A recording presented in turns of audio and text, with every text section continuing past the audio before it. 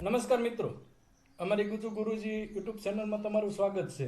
આજના વિડીયોમાં આપણે તાલુકા પંચાયત અને જિલ્લા પંચાયત ચૂંટણી 2026 અંતર્ગત ખૂબ જ મહત્વના અને અગત્યની ભૂમિકા ભજવતા એવા PO1 પોલિંગ ઓફિસર 1 જેને પ્રથમ મતદાન અધિકારી તરીકે પણ ઓળખવામાં આવે છે તેની કામગીરી અંગે વાત કરીએ. દરેક વિડીયોમાં જેમ જણાવીએ છીએ તેમ ચૂંટણી કામગીરી છે એ એક ટીમ વર્કથી કરવાની કામ છે અને ખાસ કરીને એકબીજાને મદદરૂપ થઈ અને પોતપોતાની આવડત પ્રમાણે જે તે ઓર્ડરને સાઈડ પર રાખીને પણ તમે છે એ બૂથ ઉપર તમારી આવડત મુજબ કામગીરીની વહેંચણી કરી શકો છો. પરંતુ ખાસ કરીને પોલિંગ 1 ઓફિસર છે તેમના માથે થોડીક વધારે પડતી જવાબદારી આવી પડે છે.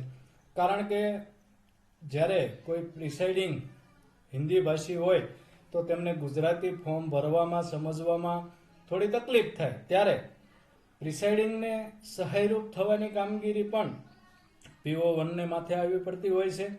સાથે સાથે પ્રિસાઇડિંગને કોઈ આરોગ્યલક્ષી તકલીફ થાય કે અણઆવડત જેવા કિસ્સામાં પણ PO1ની સમગ્ર જવાબદારી બનતી હોય છે.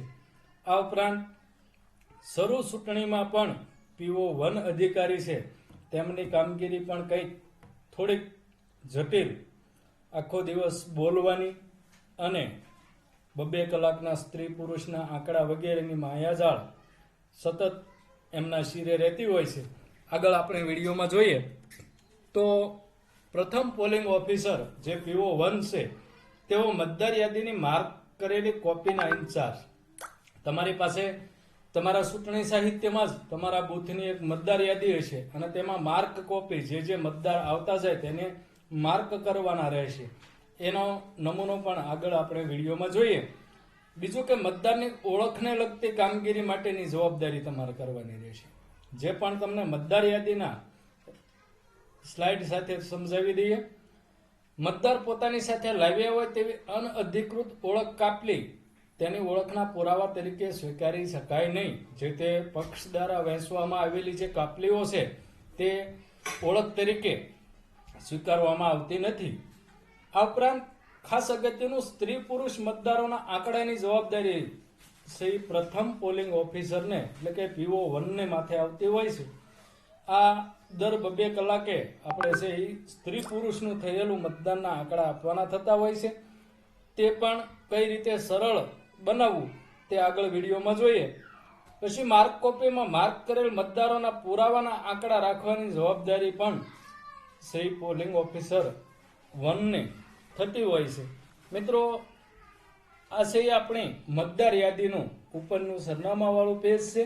આ રીતની મતદાર યાદી છે એ 2 થી 3 કોપી આપણા ચૂંટણી સાહિત્યમાં હશે, જેમાંથી 1 કોપી છે એ પ્રથમ મતદાન અધિકારી છે તેમના હવાલે રહેશે અને તેમાં છે એ આ મુજબ અહીં આપણે જોઈએ તો 313 નંબરના જે મતદાર છે પરમાર શિવસંગભાઈ તે મતદાન કરવા આવ્યા છે.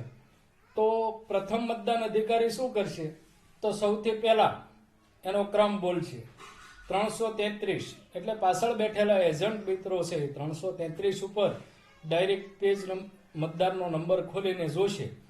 પછી છે એ તેનું પૂરું નામ બોલવાનું છે, પરમાર શિવસંગભાઈ. મતદાન એજન્ટો છે એ પણ પાછળ બેઠા બેઠા તેની ખરાઈ કરતા હોય કે હા બરોબર છે. પછીના જે તે મતદાન માટે પુરાવો લઈને આવ્યા હોય, આધાર કાર્ડ, ચૂંટણી કાર્ડ, પાન કાર્ડ કે જે કંઈ હોય, તેના 4 આંકડા પણ બોલવાના છે અને એ આંકડાને આધારે છે એ બીજા નંબરના મતદાન અધિકારી છે તે તેની નોંધણી કરતા હોય છે અને સહી કરતા હોય છે. બીજું કે તમે જે સ્લાઇડમાં જોયું હતું તેમ મતદારના નામ ઉપર જે રેડ ક્રોસ કરેલો હતો, લીટો કરેલો, એ રીતના માર્ક કરવાનું રહેશે. સ્ત્રી મતદાર હોય તો આડો લીટો કરવાનો અને એના ક્રમ ઉપર ગોળ રાઉન્ડ જે તમે આગળની સ્લાઇડમાં જોયું હતું તે મુજબ આ કામ કરવાનું કામ છે એ પ્રથમ મતદાન અધિકારીનું છે. આ અહીં મેં સ્ત્રી પુરુષના આંકડા માટેની એક શીટ બનાવી છે. આવી શીટ હવે છે એ ચૂંટણી પંચ દ્વારા પણ આપણને ચૂંટણી સાહિત્યની ભેગી આપવામાં જ આવે છે. અને ના આવતી હોય અને તમે જો એકાદ કોપી બનાવીને લઈ જાઓ તો પણ તમારી અનુકૂળતા માટે ખૂબ સારું રહેશે.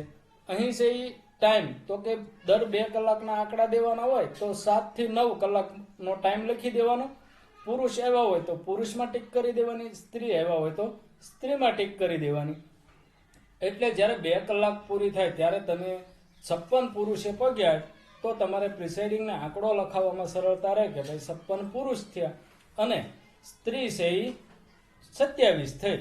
તો આ આંકડો લખાવ્યા બાદ એનો ટોટલ કર્યા પછી જો મતદાનની બહુ ટ્રાફિક ના હોય, મતદારોની લાઈન લાંબી ના હોય તો એક વખત બેલેટ યુનિટમાં કેટલા ટોટલ મત પડ્યા છે તેની પણ ખાતરી કરી લેવી જરૂરી છે. અને આ બંને આંકડો જ્યારે મળી જાય ત્યારે આપણું મતદાન છે એ ખૂબ જ સફળતાપૂર્વક ચાલતું હોય એવું જોવા મળે છે. ઘણા બધા મિત્રોને પ્રશ્ન થાય કે અમારા પ્રિસાઇડિંગ જો કંઈ તકલીફમાં હોય અને અમારા શિરે સમગ્ર કામગીરી આવે તો શું કરવું? તો એના માટેનો જે ઈવીએમ મશીન સીલ કરવાથી માંડીને મતદાન પૂર્ણ થયા સુધીનો વિડીયો પણ અમારી ચેનલ ઉપર છે જે તમે જોઈ શકો છો. મિત્રો, અહીં વૈકલ્પિક પુરાવાની યાદી છે એ આપેલી છે, એ પણ પ્રથમ મતદાન અધિકારીને ધ્યાનમાં હોવી જરૂરી છે. આટલા પુરાવા લઈને મતદાર છે એ મતદાન કરવા તમારી સમક્ષ આવી શકે છે, જેમાં voter ID card, passport, driving licence, service identity card, passbook. Bank પાસબુકમાં એવું છે કે એનો પાસપોર્ટ સાઇઝનો ફોટો લગાવેલો હોવો જરૂરી છે. PAN card, smart card, MNREGA card, health insurance card, pension card, official identity card અને આધાર કાર્ડ. આ આટલા જે પુરાવા છે તેમાંથી કોઈ પણ એક પુરાવો લઈ અને મતદાતા છે એ મતદાન કરવા આવતો હોય છે. પણ ખાસ કરીને માર્ક કોપીમાં માર્ક કરવા, સ્ત્રી પુરુષના આંકડાનો ટોટલ રાખો અને દર મતદારનું જોરથી નામ બોલવાનું કામ છે એ પ્રથમ મતદાન અધિકારીનું થતું હોય છે. આવી જ માહિતી માટે અમારી સાથે જોડાયેલ રહો, ચેનલને સબસ્ક્રાઇબ કરી રાખો. આપ સૌનો ખૂબ ખૂબ આભાર.